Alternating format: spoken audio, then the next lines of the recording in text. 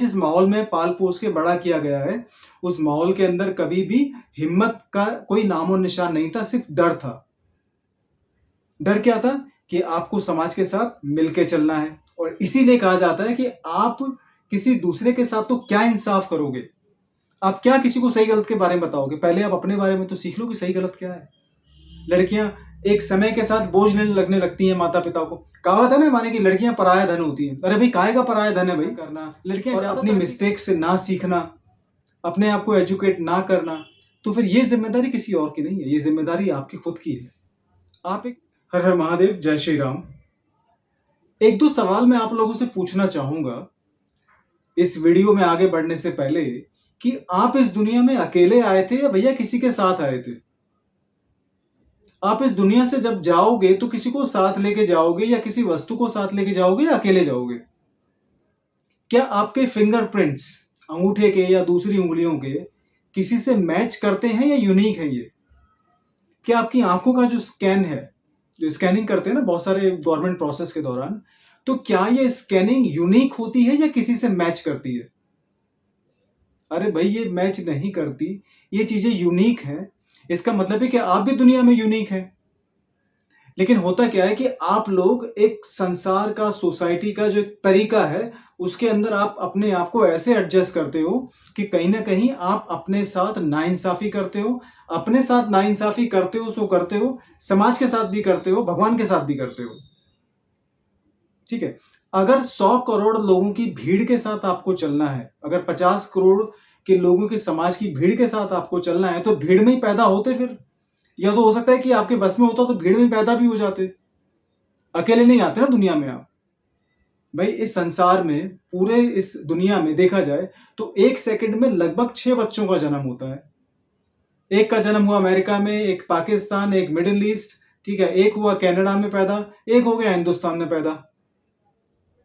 ठीक है, तो एक सेकंड में अगर 6 बंदों का जन्म होता है, तो कहीं ना कहीं आपकी जो सिमिलैरिटी है, आपका जो ट्रेंड है, वो चलो वो 6 लोगों से मैच करता होगा, ठीक है, कोई बात नहीं। लेकिन आपकी सोच, आपके जीवन जीने का तरीका है, आपके जीवन का गोल, आपकी हरकतें, आपके कर्म किनसे मैच करते हैं, जो समाज में 50-60 करोड़ लोग कर रहे होते हैं। तो भैया, कहां के आप यूनिक रह गए। ठीक है, आपकी जो यूनिकता है, जो आपकी यूनिकनेस है, कहीं ना कहीं वो तो खराब हो गई। और होता क्या है कि ऐसे आप अपने साथ तो गलत करते हो, समाज के साथ भी गलत करते हो, परमात्मा के साथ भी गलत करते हो। मैं बताता हूं कारण क्या है इसका। इसका कारण यह है कि आपको जिस माहौल में, या फिर हमें जिस माहौल में पाल पोस के बड़ा किया गया है, उस माहौल के अंदर कभी भी हिम्मत का कोई नामो निशान नहीं था, सिर्फ डर था। डर क्या था कि आपको समाज के साथ मिलके चलना है, आपको समाज के लोगों की जो जो ओपिनियन है, जो उनके विचार है, उनकी रिस्पेक्ट करनी है। ठीक है, कभी कभार उनकी बातों से डिसएग्री करना है, लेकिन रिस्पेक्टफुल तरीके से। ठीक है, समाज की मान्यताएं क्या है वो आपको स्वीकार करनी पड़ेंगी। मान्यताओं का क्या होता है भाई, मान लो कि अगर आप स्पीड में 60 की स्पीड में गाड़ी चला रहे हो, तो जगह जगह आपकी स्पीड लिमिट के बोर्ड लगे हुए हैं, लैंप पोस्ट लगे हैं कि आप भैया 70 की स्पीड से ज्यादा क्रॉस करोगे तो चालान हो जाएगा। ये सारी की सारी लिमिटेशंस हमारे समाज ने हमारे को दे रखी है। ठीक है, लड़कियों को क्या मान्यताएं दे रखी है, क्या लिमिटेशंस हैं, कि भाई रात में बाहर मत घूमो, ठीक है, किसी अनजान लड़के से बात मत करो। लड़कियां एक समय के साथ बोझ लगने लगती हैं माता पिता को। कहावत है ना, माने कि लड़कियां पराया धन होती हैं। अरे भाई, काहे का पराया धन है भाई। लड़कियां ज्यादा तरक्की कर रही हैं, लड़कियां ज्यादा जिम्मेदार होती हैं लड़कों से। एक पूत को कपूत कहा जा सकता है, लेकिन कभी लड़की को कपूत नहीं कहा गया है। कभी कहा गया कि मतलब ये लड़की मतलब ऐसी बेकार है। तो उसका कारण क्या है, सामाजिक मान्यताएं, सामाजिक सीमाएं। और ये समाज की सीमाएं जब आपकी बुद्धि पे हावी होके आपके जीवन को दिशा देती हैं, तो आप सिर्फ अपने साथ इनजस्टिस कर रहे होते हैं। परमात्मा तो ठीक है भैया, वो तो ऊपर बैठ के देख रहा है कि मैंने इंसान बनाया था बहुत खूबसूरत, एक यूनिक क्वालिटी के साथ, ठीक है, एक अलग सी काबिलियत के साथ, लेकिन वो नीचे जाके क्या कर रहा है, वो नीचे जाके मॉल्स में घूम रहा है। ठीक है, वो नीचे जाके अलग अलग लड़कियों के साथ रिलेशन बना रहा है, वो नीचे जाके कहीं 30-40 हजार की जॉब कर रहा है।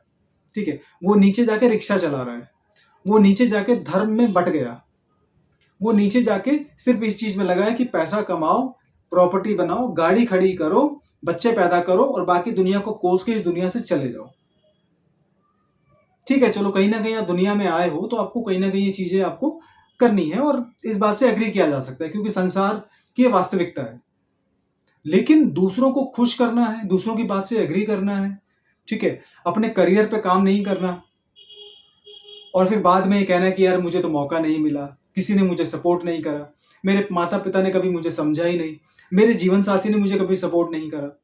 तो कौन सपोर्ट करेगा भैया? वो भी तो संसार का हिस्सा है। आपके माता पिता ने भी तो शादी करी है, आपके माता पिता भी तो संसार का हिस्सा है और उन्होंने जब क्या कहते हैं एक दूसरे का मिलन हुआ तभी तो आप इस दुनिया में आए हो। तो कहीं ना कहीं ये चीजें स्वीकार की जाती हैं, एक्सेप्टेबल हैं, ठीक है, लेकिन आप किसी दूसरे की वजह से दूसरों को खुश रखना, दूसरों की बातों से एग्री करना, कुछ नया ना करना और अपनी मिस्टेक से ना सीखना, अपने आप को एजुकेट ना करना, तो फिर ये जिम्मेदारी किसी और की नहीं है, ये जिम्मेदारी आपकी खुद की है। आप एक सीमित तरीके तक, आप एक हद तक, एक लिमिट तक आप दूसरी चीजों को जिम्मेदार कह सकते हो, लेकिन एक उम्र के पड़ाव में आके आप अपनी जिम्मेदारियों का ठीकरा किसी दूसरी चीज पर नहीं फोड़ सकते। और इसीलिए कहा जाता है कि आप किसी दूसरे के साथ तो क्या इंसाफ करोगे, आप क्या किसी को सही गलत के बारे में बताओगे? पहले आप अपने बारे में तो सीख लो कि सही गलत क्या है। आपके दिल में जो बोझ रखा है, आपके दिल में जो इतना दबा हुआ जो बैगेज है पास्ट का, ठीक है, आपके भूतकाल में जो घटनाएं घटी हैं, अच्छा बुरा जो लोगों ने आपके साथ किया है, वो तो आपके दिल में अभी तक है। तो पिछले कई वर्षों की जो घटना आपके साथ घटी है, आप उसको दिल में बोझ की तरह उठाए लिए चले जा रहे हो। इतना भारी भरकम बोझ उठा के चलोगे तो कितना चल पाओगे भैया? स्पीड में भी वही चीज चलती है जो थोड़ी सी खाली होती है, जो हल्की होती है। जो चीज पहले से भरी हुई है, आपने कभी देखा है कि 100 डब्बों की मालगाड़ी कभी राजधानी की जैसी दौड़ रही है? नहीं दौड़ रही भाई, क्योंकि मालगाड़ी में माल भरा होता है और आपके अंदर जो माल भरा है ना, वो माल आपकी पिछली हरकतें हैं, जो आपने गंदे कर्म करे हैं, जो आपने इसी जीवन में करे होंगे। क्योंकि गंदे कर्म करते वक्त हमें लगता है कि कोई नहीं देख रहा और अच्छे कर्म करते वक्त हमें लगता है कि ये भगवान सारी दुनिया की नजर मेरे ऊपर ही है। मैंने बहुत सारे ऐसे लोग देखे हैं, गलत काम करेंगे तो बिल्कुल एकदम बंद कमरे में अंधेरे में, ठीक है, और अच्छा काम करेंगे तो 3-4 कैमरों के सामने। तो उनको लगता है कि जब अच्छे काम कर रहा हूं तो परमात्मा की जो नजर है वो सिर्फ मेरे ऊपर है, और बुरे काम कर रहा हूं तो परमात्मा ने भी आंखें बंद कर ली है। क्योंकि वो जैसे खुद मूर्ख है, ऐसे जैसे वो खुद चालाक है, मूर्ख नहीं, जैसे वो चालाक है ऐसे परमात्मा को भी चालाक समझते हैं कि परमात्मा मेरे अच्छे कर्मों को देख रहा है। ऐसा नहीं होता, ये तो सरासर नाइंसाफी है। और इसी इनजस्टिस को समझाने की मैं कोशिश कर रहा हूं कि आप जब खुद के साथ जस्टिस नहीं कर सकते तो किसी और के साथ क्या न्याय करोगे आप? न्याय वही व्यक्ति कर सकता है जिसको अपने बारे में थोड़ा कहीं ज्ञान हो, जिसको कहीं ना कहीं ये रियलाइज हो चुका हो कि भैया आत्मज्ञान सबसे इंपॉर्टेंट चीज है, जिसको इस बात का एहसास हो कि मैं गलत को गलत और सही को सही बोल सकता हूं। एक ऐसा व्यक्ति जिसको अपनी गलतियां नहीं दिखती, एक ऐसा व्यक्ति जिसको इस बात का एहसास ही नहीं होता कि मैं कहां गलत हूं कहां सही हूं, उससे आप क्या जस्टिस एक्सपेक्ट करोगे? उससे आप क्या न्याय की उम्मीद लगाओगे? तो न्याय करने के लिए, दूसरों का भला करने से पहले, दूसरों को सलाह देने से पहले, दूसरों को न्याय देने से पहले खुद के साथ न्याय करो।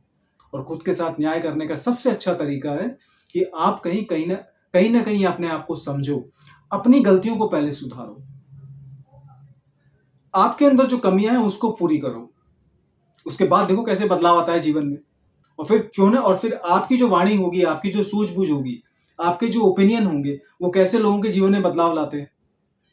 और इसी चीज को कहा जाता है कि जस्टिस, अपने साथ जस्टिस करने का सबसे अच्छा तरीका यही है कि पहले अपने जीवन को सुधारो, अपनी गलतियों से सीखो, अपने जीवन को एक सकारात्मक रास्ते की तरफ ले जाओ, एक उद्देश्य पे काम करो। अगर ऐसा नहीं करोगे तो जीवन में कोई मूल्य नहीं है आपकी, कोई भी आपके ओपिनियन को मैटर नहीं करेगा, कोई भी नहीं समझेगा आपके ओपिनियन को, लोग आपके मुंह पे हाँ कर देंगे लेकिन मानेगा कोई नहीं। हर हर महादेव, जय श्री